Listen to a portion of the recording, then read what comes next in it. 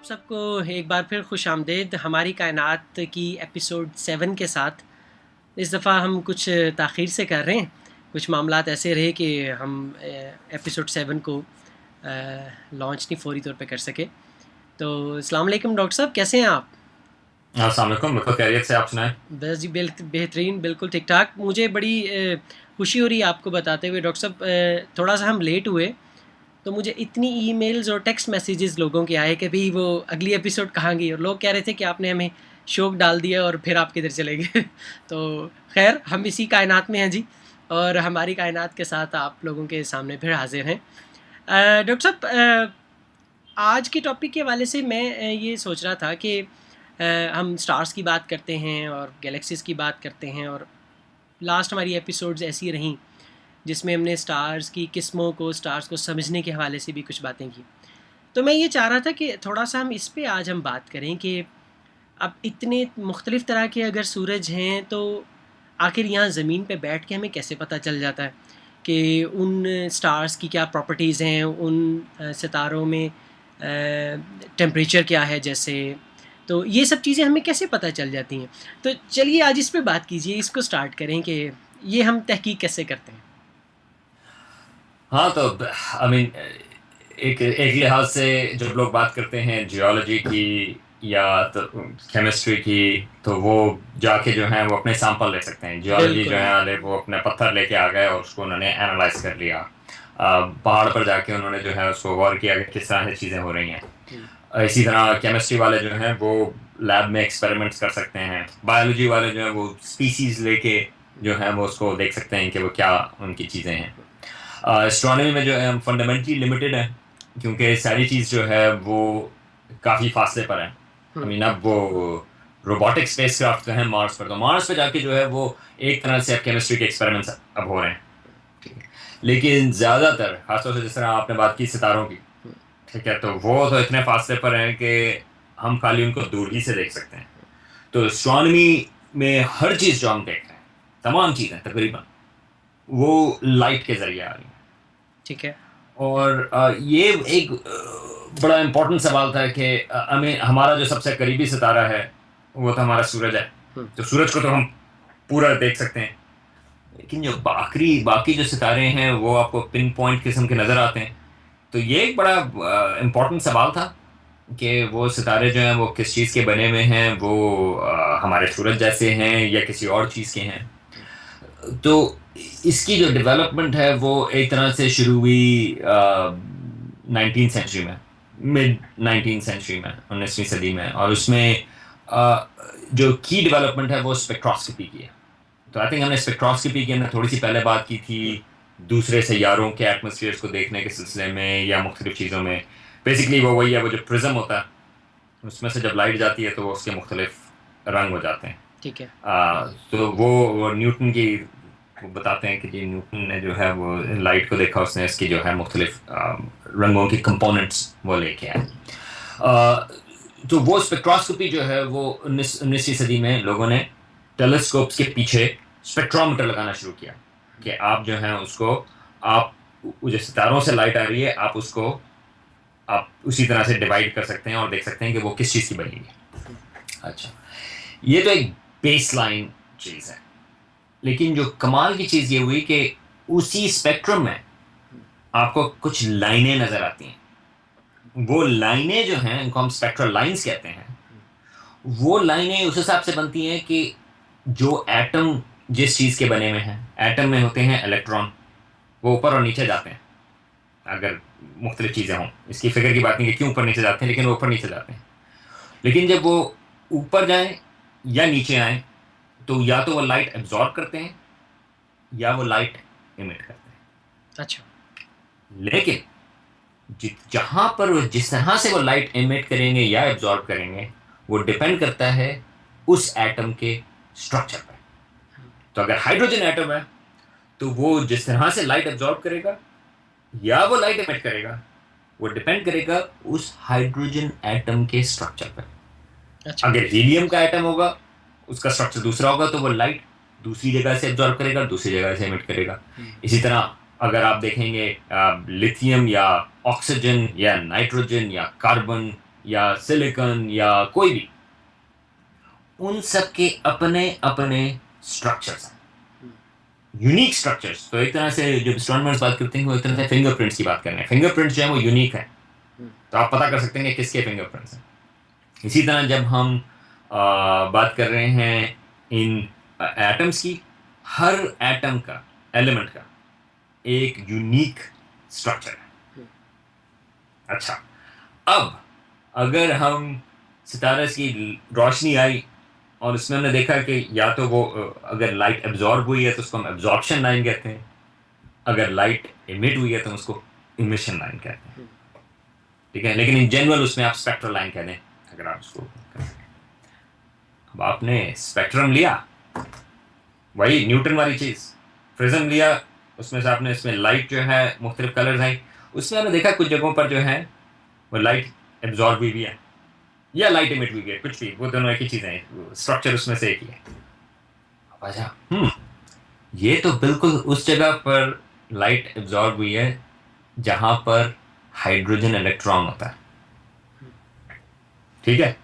तो आपको पता चला, हाँ, इसका मतलब ये है कि ये जो लाइट आ रही है उसमें सिग्नेचर मौजूद है हाइड्रोजन का, ठीक है।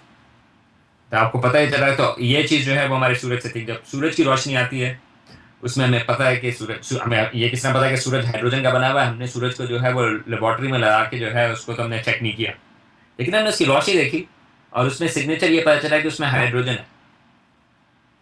पता चला, हाँ, सूरज में हाइड्रोजन है क्योंकि वो लाइट जो है वहां पर एब्जॉर्ब हुई, ठीक है। इसको एब्जॉर्प्शन लाइन स्पेक्ट्रम कहते हैं। और उसमें खाली एक जगह हाइड्रोजन का एटम नहीं बल्कि मुख्तलिफ जो उसके लेवल्स होते हैं ये वो, मगर वो सारे हाइड्रोजन को वो मैचअप करते हैं। अब आपने टेलीस्कोप को पॉइंट किया सीरियस की तरफ, सबसे जो ब्राइट स्टार है हमारे हेमिस्फीयर में, ठीक है। आपने उसकी लाइट को देखा। अच्छा, वो आपको पूरा गोला सा तो नजर नहीं आ रहा जिसका सूरज नजर आता है, बल्कि वो जो है आपको पिन पॉइंट स्टार नजर आ रहा है, लेकिन उसकी रोशनी आ रही है। आपने उसका स्पेक्ट्रम लिया और देखा उसमें भी उसी जगह पर जो है वो लाइट एब्जॉर्ब हो रही है जहां पे सूरज की हो रही थी, जो कि हाइड्रोजन से मैच करती है। अच्छा, और हमें एक इसना पता है कि हाइड्रोजन से मैच करती है क्योंकि वो हम एक्चुअली लैब में एक्सपेरिमेंट्स करते हैं, ठीक है, केमिस्ट्री के। ठीक है। तो सीरियस की लाइट आई, आपने देखा कि उसमें जो जहां पर लाइट एब्जॉर्ब हो रही है, जो सिग्नेचर्स हैं लाइन के, वो मैचअप करते हैं हाइड्रोजन से, और वो वहीं वहां मैचअप करते हैं सूरज की रोशनी से। तो पता ही चला कि सूरज जो है वो हाइड्रोजन का बना हुआ है, सीरियस जो है वो भी हाइड्रोजन का बना हुआ है। और आप और सितारों को देखें, उन सब में ये चीज़ जो है वो कम बना जाती है। अच्छा, इसका मतलब है कि सितारों से आने वाली रोशनी को हम स्पेक्ट्रम के ज़रिए गुजार कर ये देख सकते हैं कि उसमें कौन कौन से एलिमेंट्स हैं, कौन से एटम्स हैं। और चूँकि सितारों की रोशनी वैसी ही हमें केमिकल सिग्नेचर्स देती है जैसे हमारा सूरज है, तो हमें ये पता चल गया कि वो भी सूरज है, ठीक है। बिल्कुल। और बेस लेवल पे आई मीन लाइक इसमें और खाली हाइड्रोजन की तो मैं एक, क्योंकि हाइड्रोजन जो है वो सबसे सिंपल एलिमेंट है, ठीक है, क्योंकि उसमें खाली एक प्रोटॉन है और एक इलेक्ट्रॉन है, ठीक है, ठीक है। लेकिन उसमें और मुख्तलिफ एलिमेंट्स भी हैं, बहुत सारे एलिमेंट्स हैं उसमें, अगेन जैसा कार्बन, नाइट्रोजन, ऑक्सीजन, मैग्नीशियम और फिर आयरन और मुख्तलिफ और किस्म के एलिमेंट्स भी मौजूद हैं, ठीक है। तो एक जो इसमें इम्पोर्टेंट चीज़ थी वो ये थी कि पहले तो सवाल ये था कि क्या दूसरे सितारे जो हैं वो बिल्कुल ही किसी अनहोनी चीज़, या हम लोग किसी ऐसी अनोखी चीज़ से बने हुए हैं जो पूरी कायनात में मौजूद नहीं। तो सबसे बड़ी चीज़ जो है, जो इसमें जो उसकी इम्प्लीकेशंस हैं एक तरह से, वो ये थी कि हमारा सूरज जिस चीज़ का बना हुआ है वो चीज़ एक्चुअली हमारी कायनात में बहुत कॉमन है, और सितारे जो हैं वो भी इस चीज़ से बने हैं, राइट। तो इसमें ये चीज़ थी कि हमारा सूरज जो है वो किसी अगर, और इसकी इम्प्लीकेशंस हैं जिस तरह हम बात करते हैं कि कायनात में और ज़िंदगी है या नहीं, इसकी इम्प्लीकेशंस जिस हिसाब से हैं कि अगर हमारा सूरज एक ऐसे मटेरियल से बना होता है जो बहुत ही अनकॉमन है यूनिवर्स में, ठीक है, टाइटेनियम का बना होता पूरा का पूरा सूरज, ठीक है, टाइटेनियम जो इतना कॉमन नहीं है, तो हाँ वाकई ये तो दूसरी जगह जिंदगी हो सकती है, नहीं हो सकती, बहुत मुश्किल है, क्योंकि हमारा सूरज जो है एक बहुत ही अनोखी चीज से बना हुआ है जो इतनी कॉमन नहीं है। लेकिन ऐसी बात नहीं है, हमारा सूरज उस चीज से बना हुआ है जो बहुत कॉमन है, और सारे और सितारे जो हैं वो भी तकरीबन इसी चीजों से बने हुए हैं। ठीक तो ठीक। ये इम्पोर्टेंट चीज थी, जब हम सोचते हैं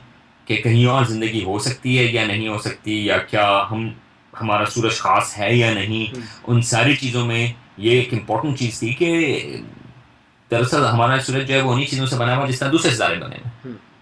तो एक लिहाज से ये बताता है, और ये तो स्पेक्ट्रम बताता है, स्पेक्ट्रल लाइंस बताती है। राइट।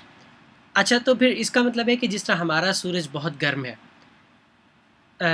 ये कहा जाता है, तो हमें ये कैसे पता चलता है कि उसका सरफेस टेम्परेचर तकरीबन 6000 डिग्रीज़ तक है, और फिर बाकी सूरज जो हैं उनका टेम्परेचर कितना है? तो ये हमें कैसे पता चलता है, और क्या फिर इससे हमें कोई पिक्चर हमारे सामने आती है कि कितने टेम्परेचर के सूरज का आसमान में कितने हैं, कायनात में कितने हैं? हाँ, तो ये तो एक चीज थी स्पेक्ट्रल लाइंस की, इससे तो आपको पता चलता है कि किस चीज की वो बने हुए हैं। ठीक है। लेकिन एक चीज तो उसमें ये है कि हाँ, सितारे जो हैं वो उसमें ज्यादातर हाइड्रोजन और हीलियम होती है। ठीक है। बाय द वे, हीलियम जो है वो हमें सूरज में पहले मिली थी, इसीलिए उसको बिल्कुल। हीलियोस कहते हैं। हीलियोस क्योंकि सूरज के हिसाब से ठीक वो हमें लैब में नहीं बल्कि पहले सूरज में नजर आया था वो एलिमेंट्स, ठीक है, इसी ठीक वजह से उसको कहते हैं हीलियम। ठीक। अब हमें पता ही है कि पूरी यूनिवर्स जो है वो ज्यादातर हाइड्रोजन और हीलियम है। डार्क मैटर, डार्क एनर्जी को हटा के जो एक्चुअल एलिमेंट्स हैं वो ज्यादातर हाइड्रोजन और हीलियम है, ज्यादातर सितारे हैं। लेकिन सितारों में फिर भी डिफरेंसेस हैं।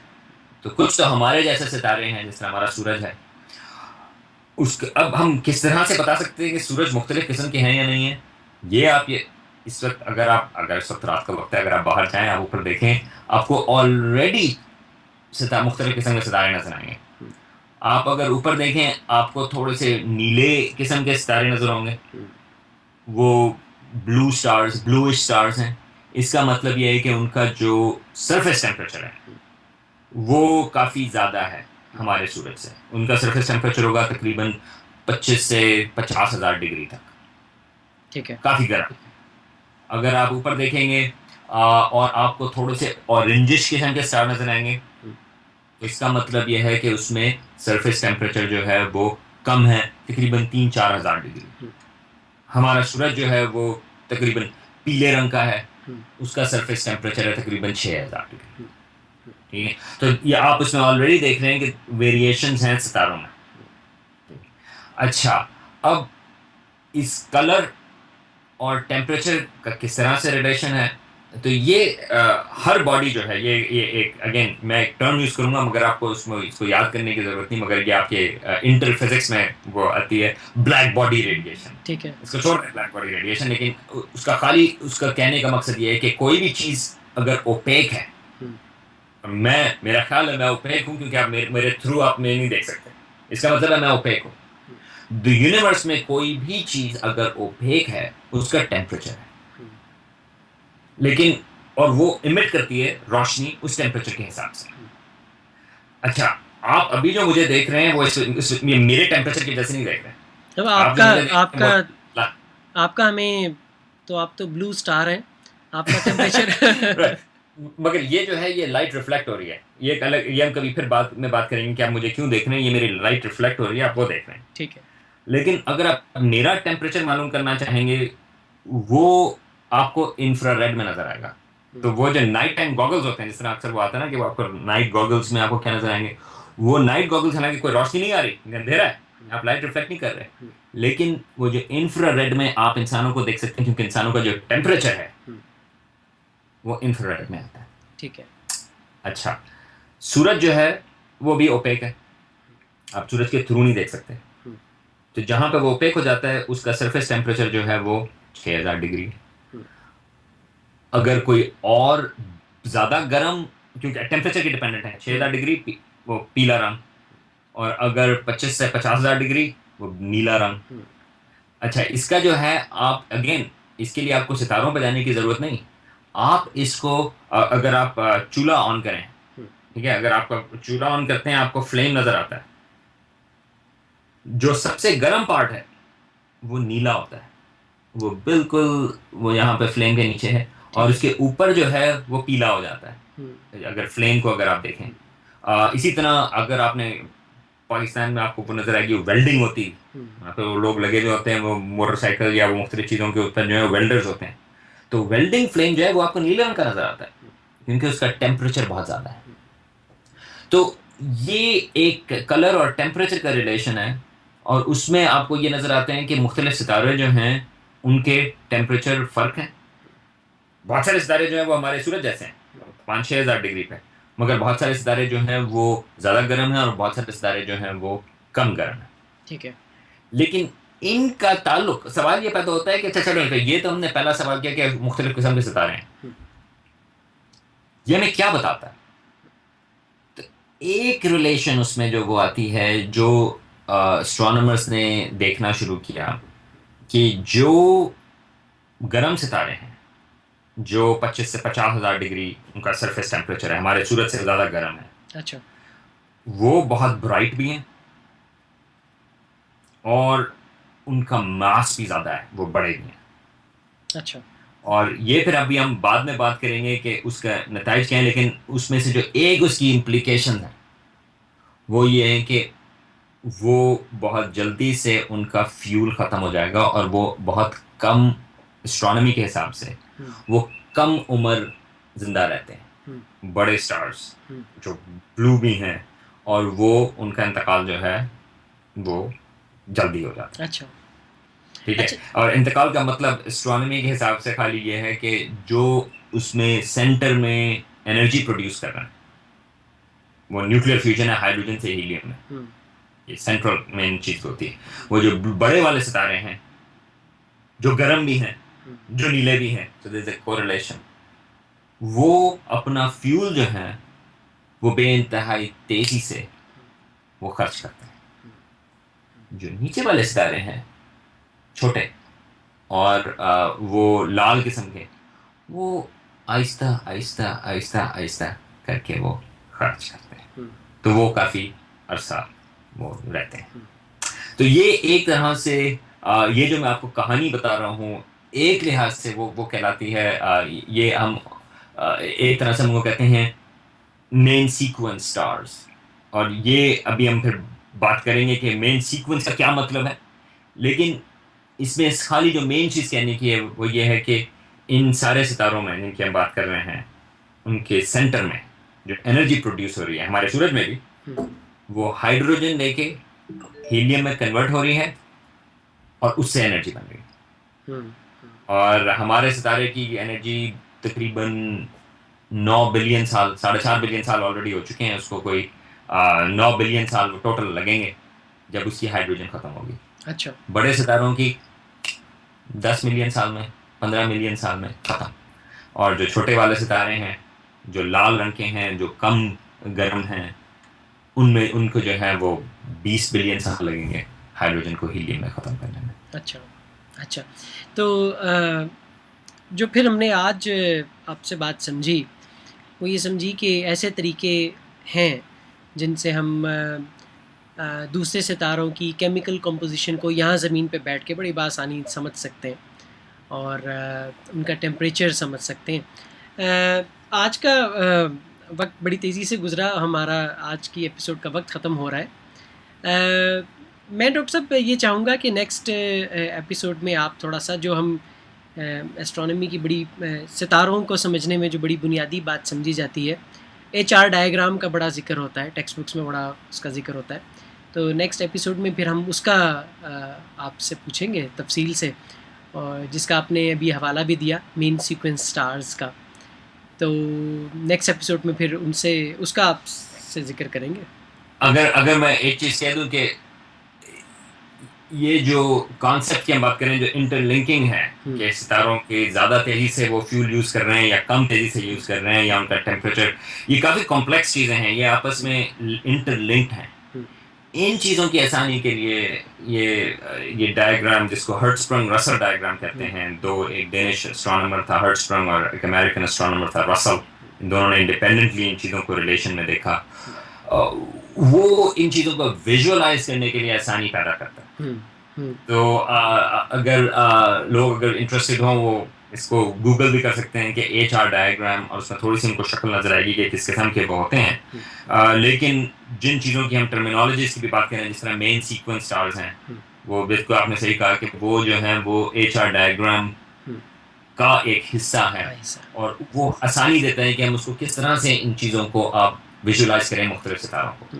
क्योंकि लेकिन एस्ट्रोनॉमी की न्यूज़ जो होती हैं उसमें स्टार्स के एवोल्यूशन की बात, आप स्टार्स की लाइफ की बात कर रहे थे, तो एवोल्यूशन ऑफ स्टार्स के लिए चार डायग्राम तो बड़ी एक बैकबोन है, और ये मैं चाहूँगा कि इसको हम काफ़ी तफसील से इसके ऊपर बात करें, और एक दफ़ा ये कॉन्सेप्ट समझ में आ जाए तो एवोल्यूशन ऑफ स्टार्स बहुत आसानी से लोग समझ लेंगे।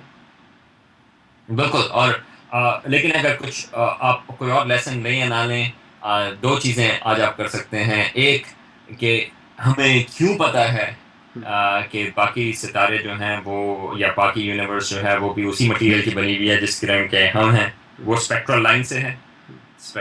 हमने सिग्नेचर जो एटम्स के होते हैं, और दूसरा सितारों के मुख्तलिफ कलर्स हैं, और वो कलर्स जो हैं वो बताते हैं कि मुख्तलिफ टेम्परेचर है। तो अगर आप बाहर जाके देखें, आप खाली आसमान के ऊपर देखें, लाहौर में ज़रा अगर बादल ना हो और लाइट पोल्यूशन ज़रा कम हो, मगर आप अगर कहीं स्टार पार्टी पर जाएं या वैसे कहीं इलाके पर अगर आपको नजर आए, आप ऊपर देखें, और अगर आपको कुछ नीले सितारे नजर आए और कुछ ऑरेंज सितारे नजर आए, इसका मतलब ये है कि आप गर्म और रिलेटिवली ठंडे सितारों को देख रहे हैं सरफेस टेम्परेचर। और हमारे सूरज का पीला टेम्परेचर जो है, पीला रंग जो है वो आपको बताता है तकरीबन 6000 डिग्री।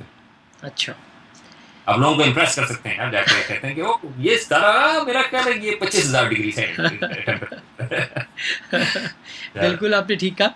और ऐसे रोशन सितारे जो कुछ नीले से नज़र आते हैं, कुछ पीले से नज़र आते हैं, ऑरेंज से, चूँकि बाज़ बहुत ब्राइट होते हैं तो बासानी लाहौर से भी देखे जा सकते हैं और किसी भी सिटी से देखे जा सकते हैं।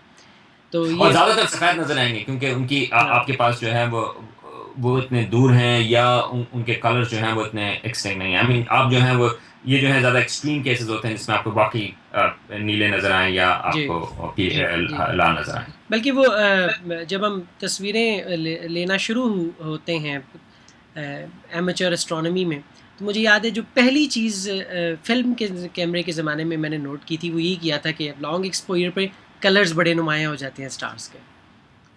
और अगर आप हबल स्पेस टेलीस्कोप की भी तस्वीरें देखें जो वो देते हैं स्टार क्लस्टर्स वगैरह की, आपको उसमें मुख्तलिफ कलर्स नजर आएंगे। तो बल्कि अगर आप उसको पोस्ट भी कर दें तो वो आई थिंक वो एक अच्छा एक रेफरेंस नजर आएगा कि किस तरह से कलर्स फर्क होते हैं। तो डॉक्टर साहब आपको निकलना था, वक्त हो गया। इंशाल्लाह ताला नेक्स्ट एपिसोड में फिर HR डायग्राम से बात स्टार्ट करेंगे। आपका बहुत शुक्रिया। अस्सलाम वालेकुम। शुक्रिया।